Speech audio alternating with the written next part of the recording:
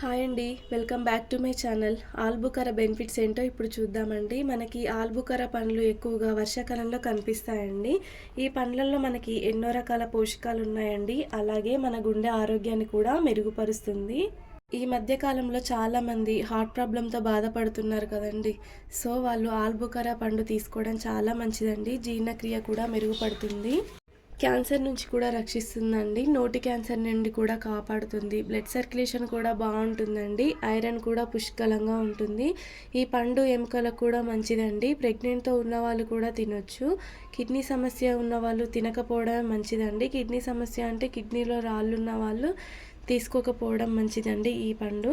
జ్వరం వచ్చిన వాళ్ళు కూడా తినొచ్చండి. ఎందుకంటే ఇది ఫ్రూట్ అనేది తియ్యగా, పుల్లగా ఉంటుంది. బావుంటుందండి రుచికి.